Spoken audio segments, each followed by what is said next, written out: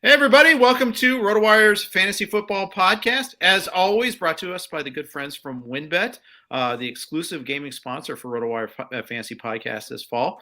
My guest today is Michael Florio. You can catch him on the NFL Network, specifically the Fantasy Live show Thursdays and Fridays, podcasts on Mondays and Wednesdays. He's on RotoBaller. He's on SiriusXM with Scott Engel on Saturdays. He also does a gig called 32-Bit as well. So you're a busy man, Michael. Really appreciate you spending some time with me.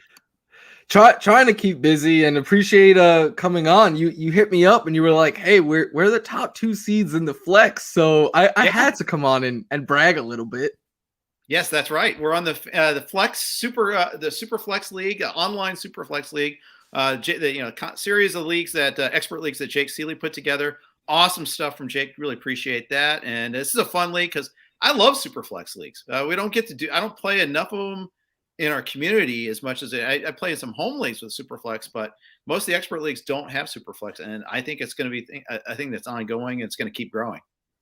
Yeah, it is personally my favorite format. I always, whenever Jake sends out that email every like April or May, whenever it goes out, I'm like, Superflex. I won in that one, my home league, which I'll brag. I'm the number 1 seed with by far the most points in that league. It's Superflex, so Superflex is my preferred format. I also feel like it's my best format. Yeah, I like it because it properly values quarterbacks, and I think fantasy football is a great hobby, a great sport, but it screwed one thing up, and that's structurally with the quarterback. I get it, one quarterback's on the field at all times, but it's also the most important position in football, and it doesn't get treated that way in fantasy football unless there's like a huge separation from the top to the next level. But Superflex handles that. Yeah, and I know my co-host at NFL always says like Superflex creates scarcity. It doesn't make quarterbacks as valuable as, and I get it, but I'm like, it's the best way, I think, in my opinion at least, to improve valuing the quarterback position, because you go from a league, like a 12-person league, most people in one quarterback format wait. And you won't see the top quarterbacks go to like the 4th round, maybe even later. In Superflex, you're going to get 4 or 5, maybe even more quarterbacks going in the 1st round. So to me, it just adds so much strategy, because I feel like in a 1 quarterback league, everyone kind of has a similar strategy. In Superflex, it's all over the map. Yeah, that's right. And I'm pulling up the draft results now to see like how that worked out for us. Now, you and I drafted next to each other. And Ooh. I drafted 5th. You drafted 6th. I actually passed on a quarterback in the 1st round, Zeke Elliott.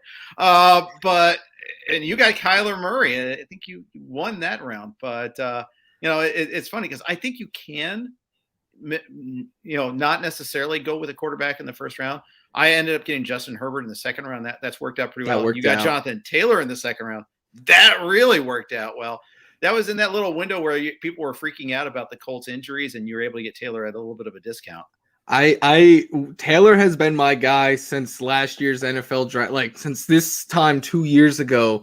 And last year, I mean, coming into this year, I mean, like when there was that buying window, I was all about it. And basically my top running back targets in the 1st, 2nd round this year were Jonathan Taylor and Austin Eckler. So I was just hoping to get one of those 2 there.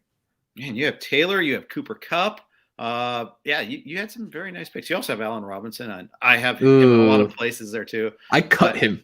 Yeah, I'm just looking at the draft results. That's all I'm going by there. But there are a lot of landmines early on. I mean, I'm looking at 5th round. I took Trevor Lawrence. Every day there's a new Urban Meyer story. And I remember you were upset when I took him. Yeah, you mentioned that in the chat. I wanted him to be my QB too. I thought he was going to be a QB1 this year because he could run. I thought he could throw, but man, Urban Meyer, what are we doing here? He's got to go.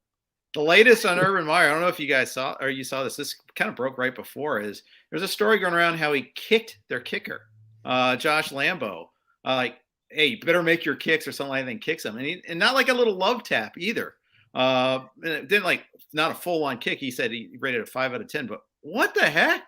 What's going on there? When Lambo said something, he was like, I'm the head coach. I could kick who I want. It's like, no, I don't care who you are. You can't, at your place of employment, just walk up to people and kick them. Like, right. Football coach or not, that right there, like, there's like 10 different things that we could be like, oh, this would be this is a bad look. they're all Urban Meyer doing them. Like, I don't know. Frankly, it's late in the week to do anything. It's Wednesday already, but I'm surprised. I'll be surprised if he finishes the season at this point. I mean, it's just more revelations come out.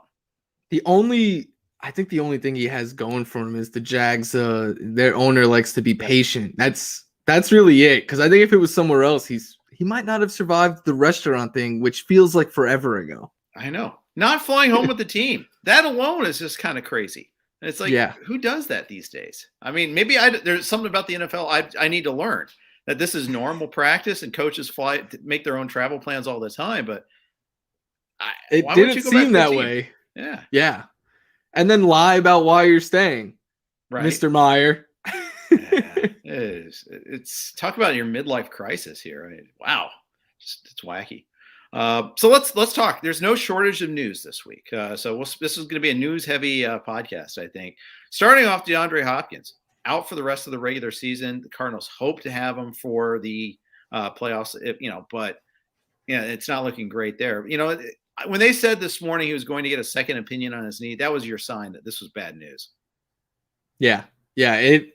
He didn't. I mean, anyone who watched that game Monday night could tell you down the stretch he didn't look his normal self. Not even the drop, like that was just like a drop. But the end of the game, like the last couple of plays, he's on the sideline and like struggling to get back in, and it was a clear situation where they had very little time left and needed a touchdown, and it's needed to go the entire field. It's like you would expect your best wide receiver to be out there, but this is a team that has shown us that they are not going to sell out the future for the immediate, right? Like for the now. Like there was weeks where we kept being like, get Kyler Murray back out there. And they were like, no, we're going to take our time and we're going to think about it long term. So they're clearly keeping an eye on the postseason this year. And in the meantime, I think it means good things for all three of their receivers there, Christian Kirk, AJ Green, and Rondale Moore. But I rank them in that order.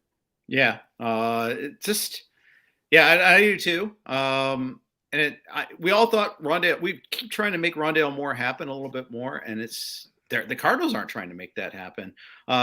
It's tough. And now he was banged up a little bit, but they're just not even throwing the ball downfield. They had that one pass that Murray missed on a little bit there, went out of bounds. Would have been a pretty decent play. I don't know if that was Moore's body control or if there was just a little bit off on the pass, but they weren't taking too many shots with him downfield. No, and he has shown us, though, that he can do that. Like he had one of the nicest toe tap catches on the sideline, like a downfield catch a few weeks ago that I've seen all year. The issue is Christian Kirk is also a really good downfield weapon. AJ Green has still shown us that he can do that a little bit, but I just think with D-Hop out, all three of them are going to have to step up and get more usage. So it had kind of been a inconsistent thing because all four of those guys were getting like somewhere in the range of like 5 to 7 targets each week. But now I think with D-Hop gone, and he was the one with the largest target share, even though it wasn't what we wanted it to be, it can only mean good things for the other three, right? Right, and Zach Ertz too. And it makes that acquisition all that much more important, especially in a week where James Conner's banged up. And we don't know if Chase Edmonds is coming back. It's a whole lot of moving parts here in Arizona. And even if Chase Edmonds comes back, right? Like how can you take James Conner off the field right now? I understand he's banged up, so maybe that's a reason to split them a bit. But Conner, he looks like Odell out there with these one-handed catches. How can you take this guy off the field? I agree. And not only because I have him in our league, but thank goodness we get the bye week this week. I'll say that much because I get through that a little bit there. This week, this season at least, it feels like right now the bye week is more important than ever. Yeah, I 100% agree. And, I feel like the NFL is super important, and I think in fantasy it's super important. I'm really happy to have that there this week. It's a mess. It's so funny. Like my best players are all like the later guys. I got Connor, Gronk. I got Fournette. Remember the Leonard Fournette saga in our draft? So I sold this story on XM today, but we're in myfantasyleague.com, and I play many, many leagues there. So I know the draft software pretty well, but not everybody does. And there's a couple people in our room that couldn't make their picks right. And so they'd get defaulted Fournette, who was at the top of the queue. We'd stop the draft. We'd throw him back in. That happened 2 or 3 times. Finally, I was like, fine, I'll take him. I'll be the guy that takes Fournette. And I think I got him like the 8th round or something like that. Man, that's been like huge this year. You know, 10th round. I'm sorry. I understated the case here a little bit. And I usually overstate it, but and Connor, that's been huge. I think you named like the reason why me and you are the top teams are because, like, in my opinion, the fantasy MVPs this year are all on our teams. Like, I think Jonathan Taylor and Cooper Kupp are MVP candidates. I have them. I think James Conner, Leonard Fournette, and Gronk are all MVP candidates, and you have them. So it's no surprise, I would say, looking just at those players alone, paired with the fact that we have some earlier picks that did well. Like, I think that is why. And I don't want to be too humble or I guess too cocky, I'll say, but we're the 1 and 2 seed by a wide margin. Like, it's like 20 because it's all play. So like our records are like 100 and something. Like, we're like 20 games up on the 3 seed. Yeah. I just feel like and you have a pretty big lead. You have like a 6-game lead over me. I know. But that makes me nervous. I feel like I'm the Colts the week that they rested their players 2 weeks, not just one, and then lost to the Jets. I wanted to try to avoid that fate. Yeah, the bye. I'm so happy though that but this is the thing I'm telling people with the bye. Like, it doesn't mean that you have a bye week from managing your fantasy team. Look at stuff 2 weeks from for next week and get ready for it now while everyone is focused on this week. But thank God we don't have to deal with these COVID in and out of lineups and 60-something players in the last 2 days. Like, let the other people who made the playoffs stress with that this week. So we'd seen some stuff affect games. We saw the Lions last week. We saw some other big players miss games because of COVID. But boy, it just an avalanche of players just hit the list this weekend. I'm worried. I'm worried that, Saturday's game with the Browns, for instance, might get pushed back. Now, I know they made Denver play without a quarterback last year. But they also had other situations where they pushed games back, like Pittsburgh, Tennessee, and Buffalo, basically Tennessee and anybody a couple of times there. They had these games get pushed back. Is that a possibility, you think, this year? It doesn't seem that way. Like, from the start, the NFL has said, we are not going to postpone or make forfeits or anything like that. Well, they said before they would even postpone, they would make a team forfeit. And the reports today from Tom Pelissero where there's still no plans on moving this game. I mean, and from a business standpoint, it is a national TV Saturday game. And then the Browns play on Saturday the week before, then the week after, which also complicates things a little bit. So this is me just speculating. I don't have any inside information or anything like that, but I would be surprised if it got postponed. And that being said, though, Baker Mayfield, Austin Hooper, Jarvis Landry, they're all on the COVID list. You might be without all of them this week in fantasy. I think when it comes to the Browns, it's kind of Nick Chubb or bust right now. Yeah, no Kevin Stefanski coaching them. Remember their a couple of their offensive linemen. I know their starting right tackles already out with injury. It's they're just a mess right now, and that's a lot of chaos. And you're right; they play again next Saturday, and they have the weirdest schedule. First, they had the back-to-back Ravens games sandwiching the bye week, and now they have back-to-back Saturday games. It's kind of like Dallas having the back-to-back Thursday games. There's some little idiosyncrasies this year. And that's one of them with the Browns. So we'll see. But this is pretty deep cuts here for the Browns. So we'll see what happens with that. Before we talk about some of the other news and some of the tough ranks for this week, quick note from one of our sponsors, our good friends at WynnBET. If there's one thing we appreciate here at RotoWire, it's making good decisions, and even more so, making the right decision. Listen up, folks. I have an incredible offer for you with RotoWire's newest partner, WynnBET, the premier digital casino and sportsbook app. WynnBET is now the exclusive sponsor for RotoWire's Fantasy Podcast.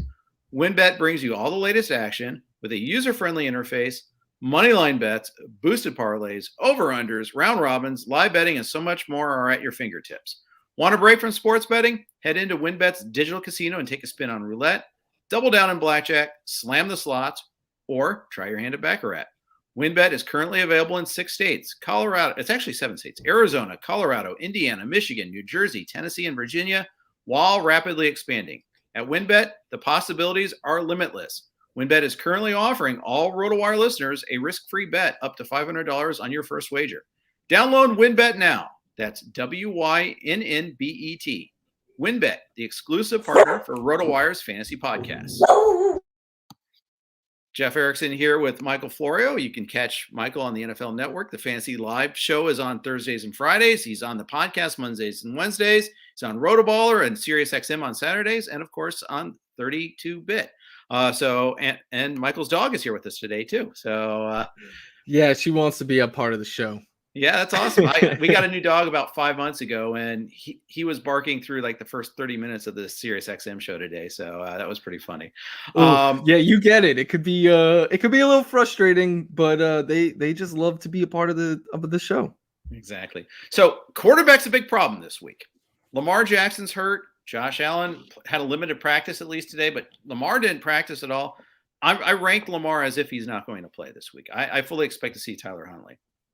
I have Lamar outside my top 12 as of now, because even if he plays, if he can't run, that's a huge, I mean, I don't have to tell you, like that is a huge, anyone who plays fantasy football has eyes and watches football knows that running is a huge, huge part of Lamar's game. The one good thing I'll say though about quarterback this week is, at least in my opinion, I think there's a lot of good streaming options. Yeah. I think who would you recommend as a streamer to replace Lamar or to replace in the event that Josh Allen can't go? Who would you go with? I like Tua Tagovailoa a good amount if he's still out there in your league. Yeah. I know in a little bit of deeper leagues he's not, but if you're in like a 10-team league, he might still be out there.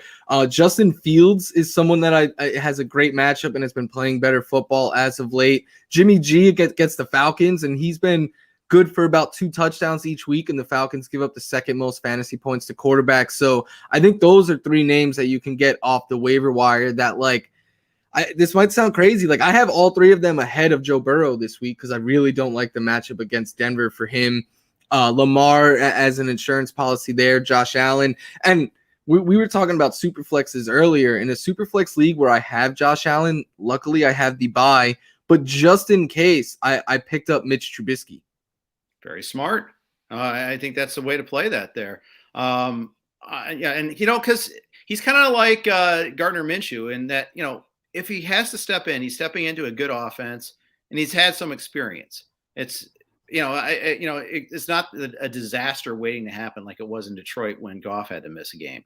That you can actually use that option there. So I like that there. I agree with you on 2/3 of that. I have Burrow 1 spot ahead of Fields. I don't like Burrow's matchup either. I have them 15 and 16 respectively. So I'm not loving Burrow this week, but I have Tua over him, Jimmy G over him too. It's tough for Burrow because Denver's defense has been really good. We know Denver's going to control the clock, and that game I believe is in Denver, so you always have to worry about the weather as well. Yeah, for sure. And as we're seeing over the upper Midwest, the weather is an issue right today, so it might be later on too. I think that's something to watch out for sure. And Fangio, he is like the originator, or not, or at least the leading proprietor of the 2 deep defense, 2 safeties deep, and he did it to kind of combat Patrick Mahomes, and other teams have kind of aped that, and you see it now in like 10 different defenses at least. But he's the OG when it comes to that.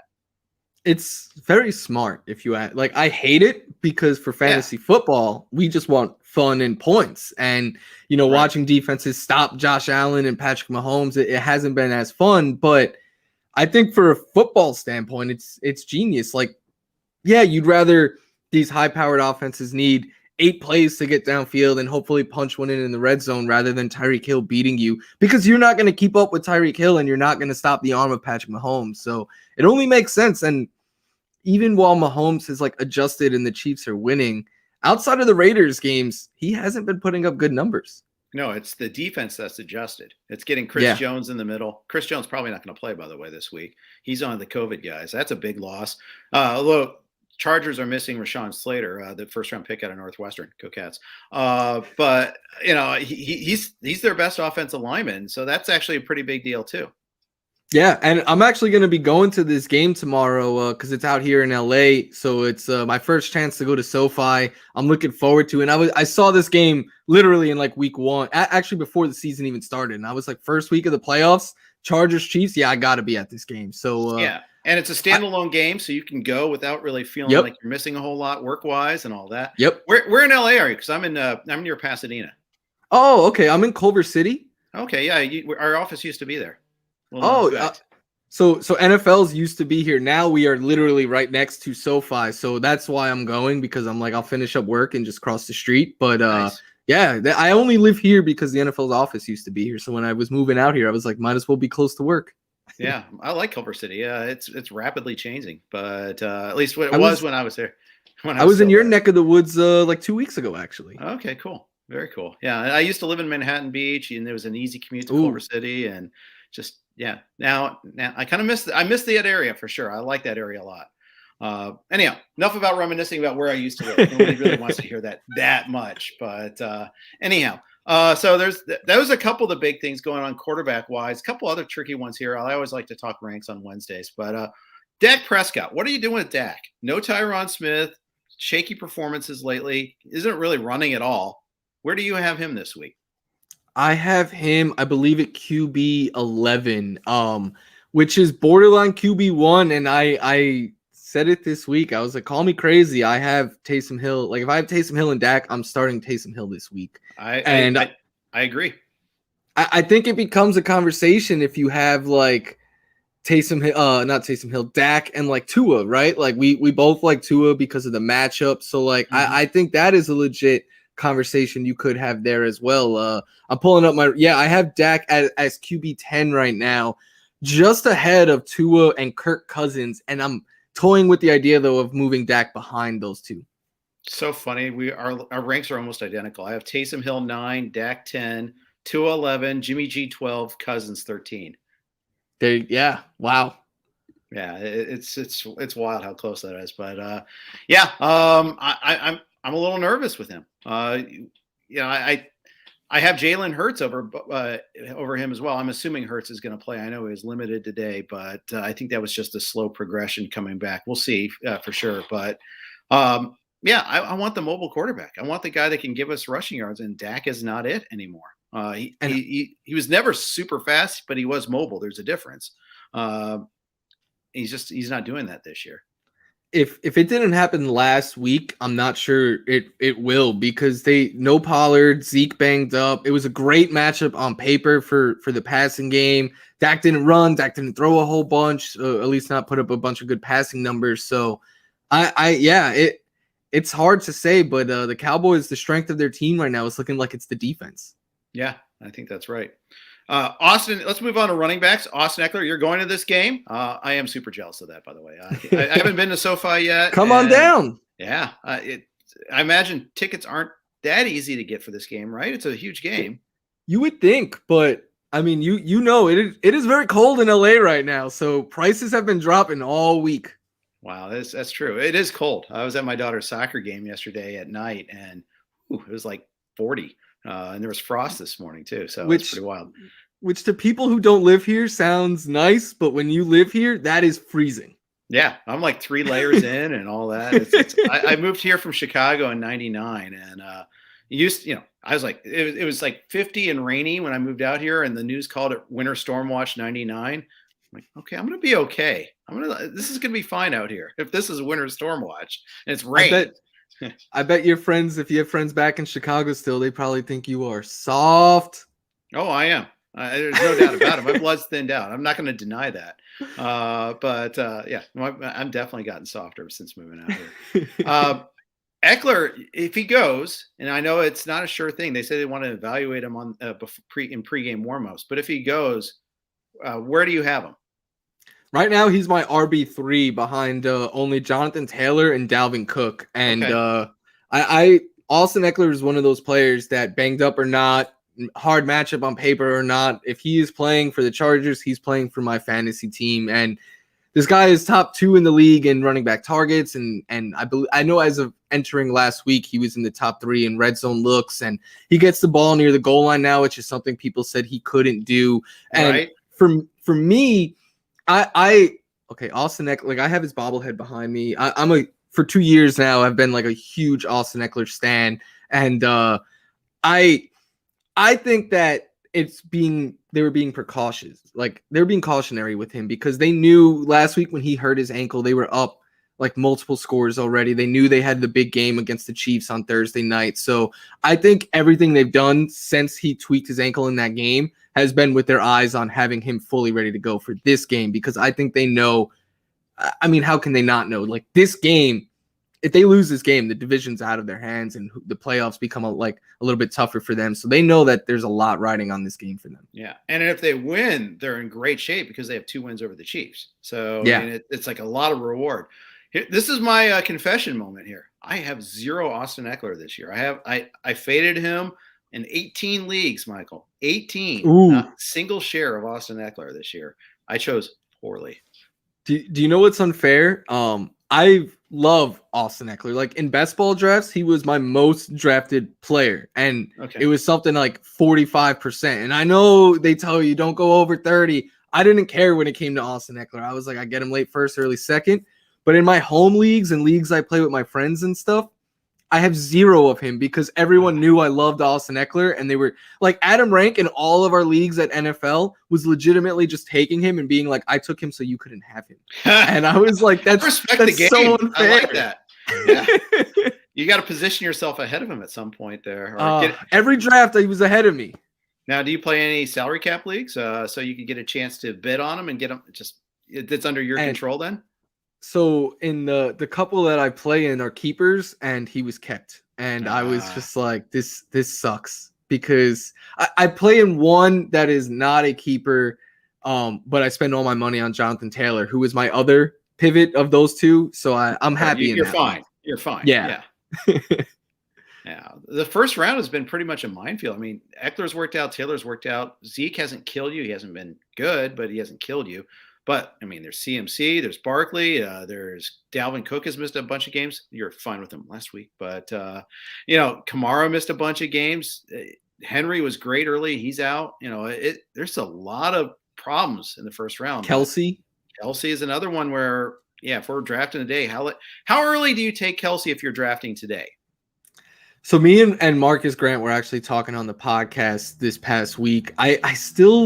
I'm not sure if he's not the first tight end off the board next year, but I don't think we see a single tight end go to like late second, early third round next year. I think there's going to be a little overcorrection from this year, from everyone being like, this is the year you take Kelsey in the first round or Waller in the early second, and those 2 have disappointed. George Kittle, I know, has been awesome the last 2 weeks, but before that, George Kittle was a big disappointment. So I'm thinking it's back to the days where tight ends late second, early third. And I think Kelsey will be in the discussion still to be the first one off the board. So will you be there if they fall, like, say, to the third, or, if Waller falls to the fourth, are you going to still take one of the early tight ends, or are you just going to play weight on the tight end? What's your reaction to all this? Right now, I'm thinking I'm going to be in on, if it's like, if I could get a Waller or a Kittle or Kyle Pitts, who I think is still going to be a top 4 tight end off the board next year. If I could get one of those guys in like the 3rd or 4th round, I'll be all over it. I don't see myself taking one in the first 2 rounds, though. Is your approach going to change in a managed league versus a best ball league in terms of the position? Yeah, I think in best ball, you're better suited with the early round tight end, because I think in leagues where you play it out, you can stream the position a little bit. You can there has been players who have hit off of either the waiver wire or late round picks, like Dawson Knox and Pat Freiermuth, and these guys have been really good. And you didn't, in a lot of cases, they weren't drafted, or they were drafted super late. In best ball, you don't have that opportunity. And I looked back at my best ball teams now, and I have so many where it's like, all right, Adam Troutman got hurt, and Gerald Everett hasn't lived up to expectations. So, like, I'm taking the 0 or low scores each week at my tight end position. So the best ball teams I have that are doing better are the ones that have either one of those early round tight ends or just one of those breakout tight ends. But we all love to say we can identify the breakouts, Jeff. Especially when it comes to tight ends, it is a lot harder than it seems. Right. Well, I just go with the older player breakouts like Gronk. It seems like that works pretty well. Gronk was so underpriced this year, Michael. I mean, you look at, he was like tight end 12, 13. He was going in double-digit rounds constantly. And, obviously we knew health was an issue, but performance was not. And you mentioned how you were fading Austin Eckler, and that was a big miss by me. was I was out on this Bucs offense in general, and they are the best offense in football. I just thought Tom Brady at this age, 1 year is going to fall off the cliff, and it's never going to happen. He's going to play until he gets bored playing football. I thought there's multiple running backs, even though Leonard Fournette I thought was the preferred one. I was like, they brought in Gio to be the pass catcher. Then there's 3 receivers and a tight end. I just thought it was going to be I thought it would be a good offense, but I thought it would be a headache week to week. Is this a Mike Evans week or a Godwin week or an AB week? And early in the year it was, but really AB and Gronk missed time, and then Gronk came back, and none of these guys have missed a beat now, and they just every week you start all of them. Yeah, I'm just saying AB can just stay out. I mean, to go the get real another playoffs. Fake ID or something. I don't know. Go get a fake driver's license next so we can get another reason to suspend him. I don't know. Stay away. As I've got a lot of Gronk. I've got some Godwin. I only have one Mike Evans share. That's a bit of a failing on my part, but it's running smoothly right now. I don't have that. You're right. It was 3 to make 2 early on, and if AB was getting it, that meant Godwin wasn't or Evans wasn't. Now everybody gets their share. And I mean, as a Bills fan who had to watch Tom Brady dominate the AFC for 2 decades, I hate how cool he's become in Tampa Bay, and 2, I'm just waiting for the days when anyone else has a chance to win a Super Bowl other than Tom Brady. Yeah, as a Bills fan, you had to really enjoy that last week. Bills, him getting the better of the Bills yet again. The 33rd time in my life he's beaten the team, and it might have been the one that hurt the most. Brutal. That's brutal. I mean, if you're a fan of almost most fan bases have that team. I'm a Bengals fan. Every team is that way, but the Niners are it. I mean, 2 Super Bowls, 2 brutal, close Super Bowls with gut punch losses, some regular season games where they lost in weird ways, including last week the muffed punt game. Yeah, of all things. But it's crazy. And they were happening at the exact same time. Yes, they were. They were indeed. Great flex there, NFL. Thanks, guys. Appreciate you. With that. Before we, instead of going down memory lane about our franchise's losses, let's get you another read real quick. Our friends from Yahoo. The NFL season is heating up, and Yahoo's going big on daily fantasy football this season. There will be a ton of big prize contests throughout the year on Yahoo, including their multi-entry contest now being shark-free. To celebrate Yahoo going big on DFS, as well as Yahoo Daily Fantasy becoming shark-free, Yahoo is giving all users the opportunity to claim free $10 in site credit. Users can take advantage of this free $10 site credit offer to join any paid contest, including Yahoo's biggest contests, the weekly $1 million DFS NFL Baller contest. The weekly $1 million contest features $1 million in total prizes, including first place receiving $100,000 and tons of overlay and prizes. Play daily fantasy football on Yahoo this season. Visit sports.yahoo.com/dailyfantasy/welcome to claim the free $10 offer to get started. All right, I'm here with Michael Florio from the NFL Network, from RotoBaller, from 32-bit, a lot of ventures. Let's talk a little wide receivers because it's tricky there too. It's always tricky. You do rankings, I do rankings. You know how it is. Every week there's a certain set of problems that we have to figure out. And this week there's injuries, a big part of it, and there's a couple tough matchups too. Yeah, and receiver doing the rankings every week, it's man, we always say this is the deepest position, and we talk about how inconsistent running back can be year to year and stuff. And I feel like receiver is even harder this year than running back. Yeah, I'd agree with that. Well, I mean, let's look at we're talking about draft disasters. Hopkins was not cashing in even beforehand. DK Metcalf every week frustrates the hell out of me. And I know it's not him. I know it's not his fault. Russell saves his good throws for Tyler Lockett. I mean, he has, or last week, Metcalf scores, he gets called back due to holding. Metcalf gets open, the other team interferes with him, just almost tackles him just to prevent the touchdown. He gets open on a slant pattern, Russell throws it behind him. It's been that constantly, but those were 3 plays in a row against Houston. I'm like, what's going on here? I'm still and I'm getting I'm sure you are as well, a lot of questions about DK this week. And I know it was a topic on fantasy Twitter yesterday, should we bench DK Metcalf? And I saw one analyst say they would bench him for Amon-Ra St. Brown. And I'm like, no, I am not benching DK Metcalf because DK Metcalf, it's not like he's getting 3 targets, 4 targets a game. He's still getting consistently 8 targets each week. Mm-hmm. The air yards have been up again. The like you said last week, everything that could go wrong for him did go wrong for him. I will not sit DK Metcalf. And I know people are like, oh, well, what about Jalen Ramsey and the Rams? It's like, cool. Did you not see DK go off in the playoffs against him? Did you not see DK's best fantasy game of the year come against them? Like, right? I'm not afraid of the matchup. DK is DK, man. He's matchup proof. And it feels like to me, this is going to be the thing where everyone this week is like, get off of DK Metcalf, and he is going to explode. And I can live. If I start DK Metcalf, he gets his 8 targets and gives me 8 fantasy points. All right, it sucks, but I could live with that. I would hate myself if I sat him and he watched him get 25 points on my bench, and that's the reason I lost. Yeah, because he is capable of doing that any moment. I've got him at 19. I've got him behind like Debo. I've got him behind Higgins. Got him behind Pittman, Amari Cooper. I won't have to make that decision because it's not like I have 3 guys ahead of him in any league where I've got him. But I'm frustrated. I've got Hunter Renfrow ahead of him. Hunter Renfrow's been amazing, and I had him ahead of him last week too, and it worked out.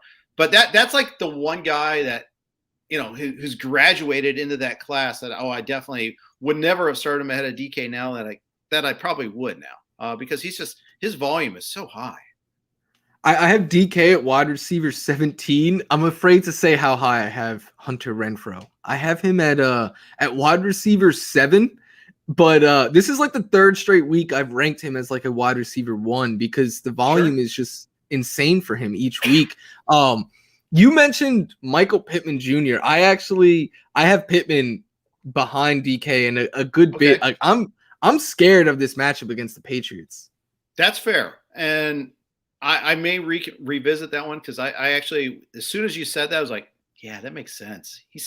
That's right. I think I probably will put him behind DK. I've got DK at 19, so it's not like we're that far off, but that's just one I'm different on. But you might be right, especially Hilton's there. The one thing is, I think they're going to try to force Carson Wentz to beat them instead of having Taylor beat them. I think they might stack the line a little bit more. You know how Belichick's always like take away the best player from another team. Rarely is it a running back, but in this case, it's clearly Taylor. I'm banking on Jonathan Taylor just being better, and like on him, the O-line for the Colts. So I like he's still my RB1 on the week. I saw that tweet from you. Yeah. I think they're gonna sell out to try to stop him. I just think he's like against the Bucs, right? He had a bad game when he had 97 yards and a touchdown. But to me, it wasn't like the Bucs stopped him. It was that Frank Reich for the 2nd and 3rd quarter didn't give Jonathan Taylor the ball. Literally, once they gave him the ball in the 4th quarter, he marched them right down the field. The Bucs are a better run defense than the Patriots. So I know it's Bill Belichick. Sometimes I think we give Bill Belichick a little too much credit. And I think he'll try to stop Jonathan Taylor. I'm not sure if he'll be successful, but Michael Pittman Jr., I think he'll be able to stop him, especially with the secondary they have there. Sometimes we give Belichick too much credit. Sounds like a true Bills fan to me. But yeah, but I get your point though too. And I just think Jackson's also a really good corner, and I think Jackson will probably be locked on Pittman most of the time, is my guess. But we'll see about that.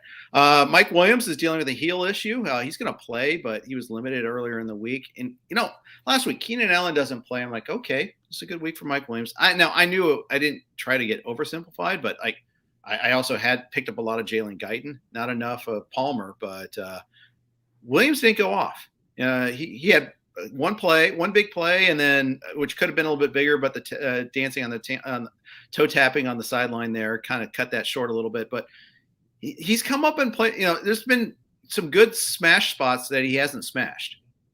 Yeah, he's been so up and down, and admittedly, I was a huge Mike Williams fan, for fantasy supporter coming into the season. He was one of my most drafted players, and early in the year, I was like feeling like a genius, as I'm sure you were as well. It's been a little bit rough since then. I'm still I'm curious where you have him ranked. I have him at 21 this week, and I'm still starting him where I have him because he did have a really good game. His best game of the year, second best game of the year, actually, 33 fantasy points came against the Chiefs in week 3. That's a good point. And I think this is – I know the Chiefs have been playing good ball, but you look at the teams they've played, the Chargers offense is going to be their hardest test in a while. I still think this could be a higher scoring game. So I'm still playing Mike Williams where I have him. Yeah, I don't blame you for that. And I've got him at 25, so I'm not that We're, far off. we're close. Yeah.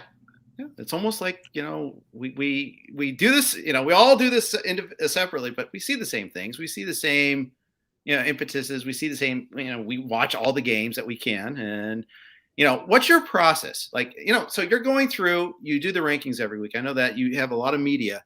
What's your process for parsing all the information and going about and doing your rankings? How do you go about doing this?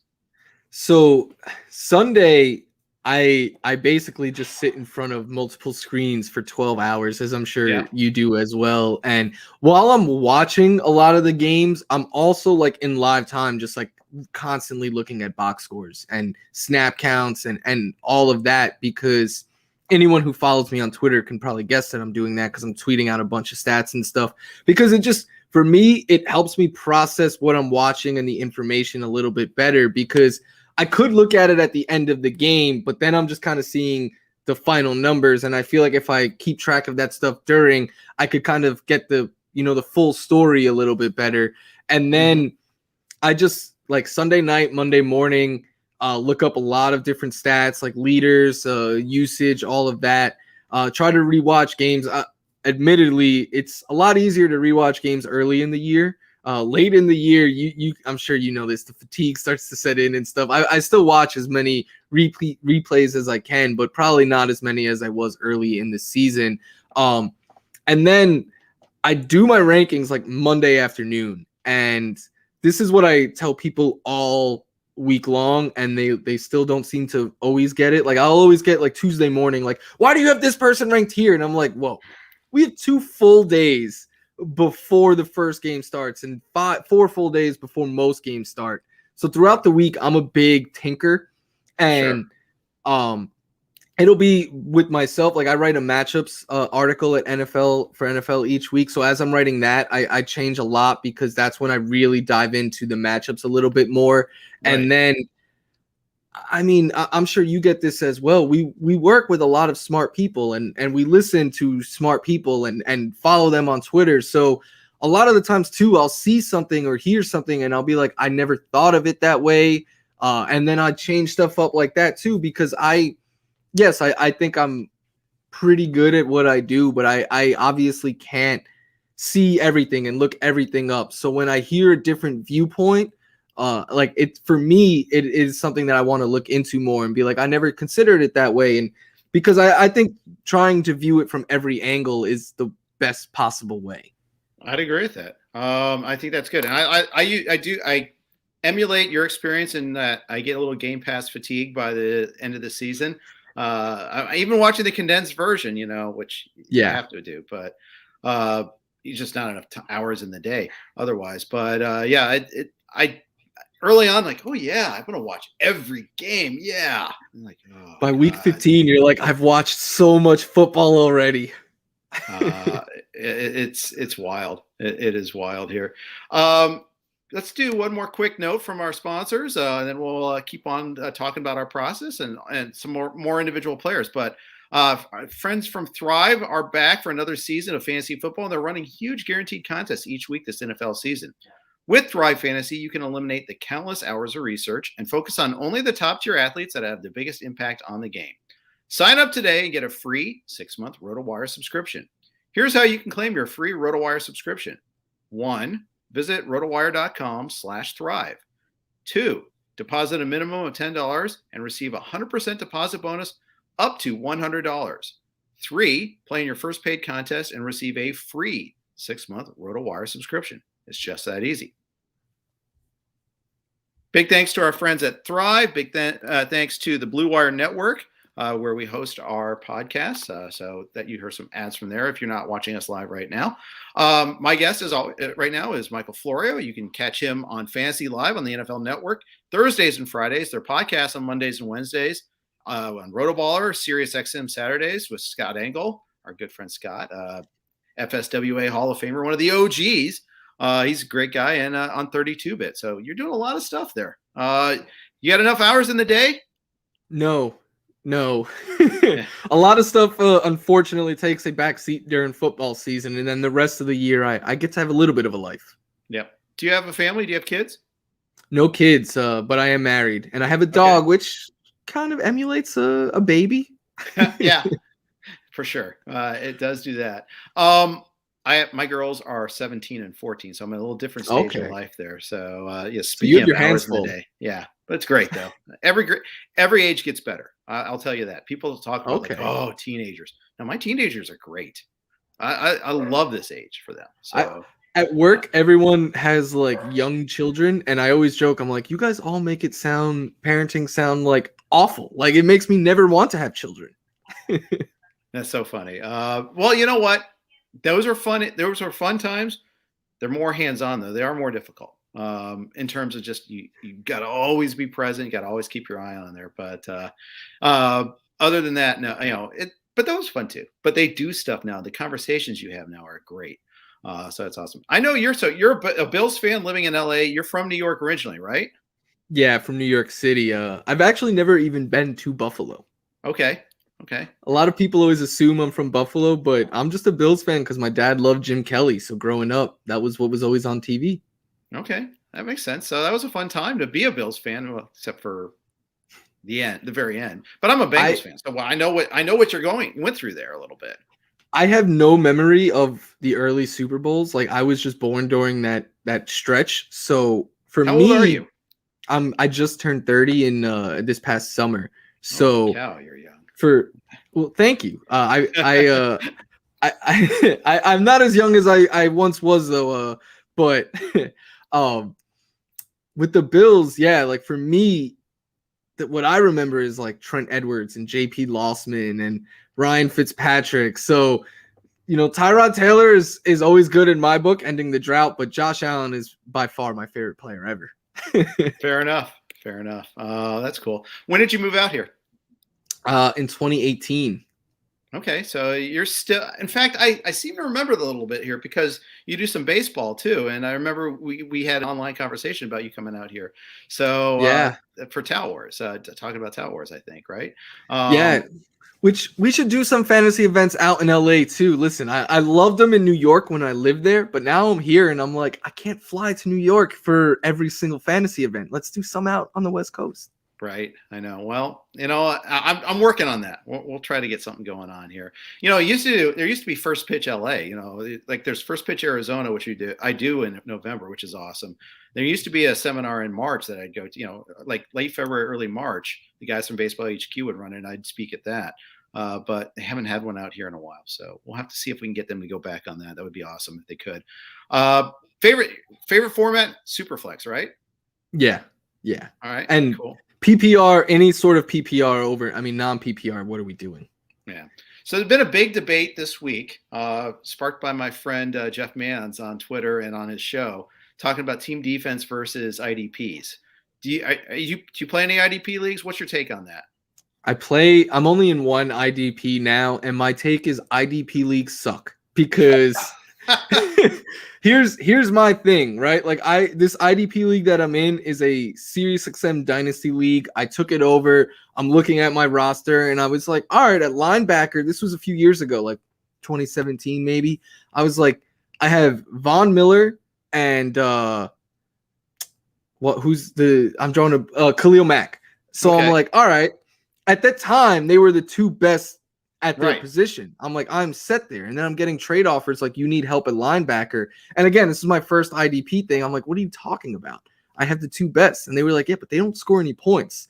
And that is why I hate IDP, because in regular fantasy, the best players, right? Patrick Mahomes, Josh Allen, Mike Evans, all these guys, they score a lot of fantasy points because they are good at what they do. In IDP, the best defensive players, because offenses avoid them, they don't score a lot of points. Like I remember like 2 or 3 years ago when like the running joke in football was like, whoever Malcolm Butler is guarding, that's who you throw the ball to. He was the top scoring IDP player. And I was like, this is stupid. I know it's more like real football, building a real defense. But I think if the best players aren't doing well because they're not getting an opportunity, is it really like building an actual defense? Because you're just building a really bad defense in real life. Yeah, I hear that. They're all, I mean, like Revis Island, he never got targets against him. I mean, yeah, I get that there a little bit. Dion used to be that way, actually, if you want to go in the Wayback Machine. See, I'm old enough to have seen Dion play, but so that's our difference. I turned 50 this year. Well, happy birthday. Oh, thank you very much. But, yeah, but I like a little bit of IDP. Like we have a RotoWire league. It's a steak dinner league. We go out to this restaurant in LA called Taylor's, a good steakhouse, and every year we have a side bet based on total points. And in that league, we start one D lineman, one linebacker, one DB, and you get a point per tackle plus sacks, interceptions. So it's actually pretty cool. It doesn't require deep knowledge. I've played in some deeper IDP leagues, and that requires a lot of time, and I don't have that as much, but it's all cool though still. Want to take a couple of questions before we sign off here? Yeah. All right, cool. Let's first of all shout out to you from Jeff. Says that NFL Fantasy is a great Fantasy Live is a great show. You got your fan base is streaming in here. I like seeing that. It's one of the great things I have about my job is I get to bring people from various walks of life, various networks, platforms, and all that. So it's really cool. I like being able to do that. Julia asks, oops, wrong one. She goes, okay, wants to ask, what game script do you see between Buffalo and Carolina this week? Will Buffalo go off in the first half? What's your take on this game? I think the Bills win. I think that they're in a position now though where like they can't take games lightly. Like so I expect them to come out, and I think if Josh Allen is limited by this foot, I don't think it leads to more running backs. I think it leads to just more throwing because they know where their bread is buttered, and maybe he won't be scrambling for 100 yards like he did this past week. But I wouldn't, if he plays, I'm starting him in fantasy, and I'm completely done and wash my hands of all Bills running backs. I know Singletary last week had 7 targets and played more snaps than ever, but he had 4 carries. Like I can't trust the Bills running back anymore. Well, they didn't have any carries. Any back had any carries in the first half at all. I mean, we don't even know if Moss is going to be active even. I mean, although I think it was one of those, they said, we're never going to run between we're going to be running between the tackles. So that's why it's not a Moss type of game. I get that. Whereas the Pats game, it kind of had to be a little bit more. Them running it on 1st and goal 2 times in a row still annoys me. Hurts your soul a little bit there. Hey, well, trust me, I'm a Bengals fan, and we get hurt so many times. Yeah, Ambrosius always says to me, "How do you do it every week?" And it's true. It's looking up for you guys though. Like your offense is fun. Yeah, they are fun. We're one of the many teams that's kind of good, but not really there yet. So they have games like the Steelers game, which was and the Ravens game earlier this year, which were just a joy to watch. Like so thorough in how well they played and how much they beat them. Divisional rivals, no less. Especially the road win against the Ravens. Oh, pump that one into my veins. I need that because they do other stuff like lose to the Jets. It's like ugh. You just can't put it together every single week yet. That's the frustrating thing. Yeah, that Jets one. Yeah, mind-boggling. Smokey the Cat, should we pick up Antonio Brown? His playoffs start in week 16. What do you think?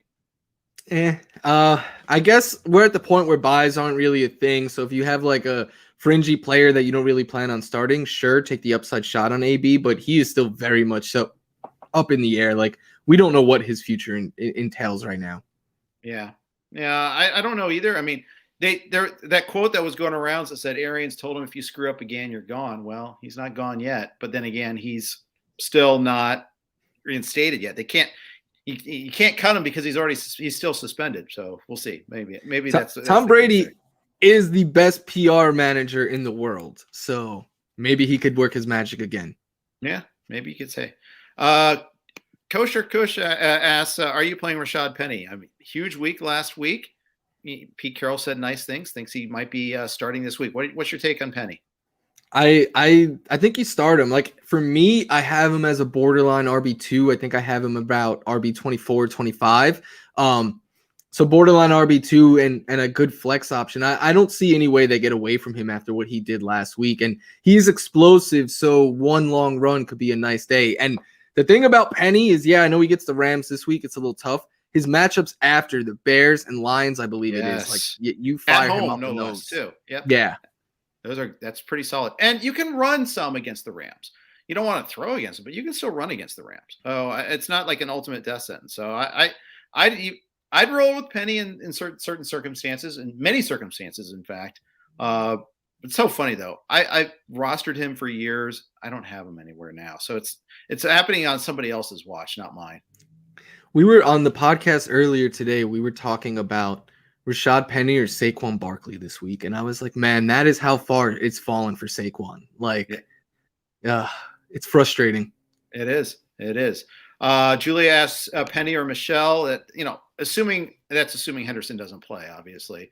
If Henderson is playing, then obviously I'm going Penny here because Michelle goes back to a backup or at best a timeshare. But if it's Michelle and Henderson's not playing, I'm going Michelle.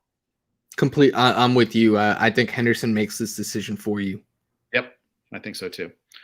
All right, thanks for everybody for sending in questions. It's nice to have that listener interaction as we're going on. I want to thank you, Michael, for jumping on with us. I know you're a busy man, so thanks for taking an hour of your time, letting people get to know you.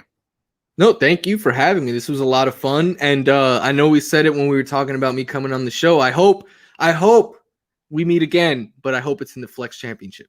That's right. Looking forward to there. Enjoy the bye week because it's really nice to get those if you can. Good luck, everybody, in your setting your lineups, getting your pickups in. If you have late pickups this week, we got John and Mario at you tomorrow. And of course, this podcast, as always, is sponsored by WynnBET, our exclusive gaming sponsor. We've had them all fall along. We thank them for their sponsorship.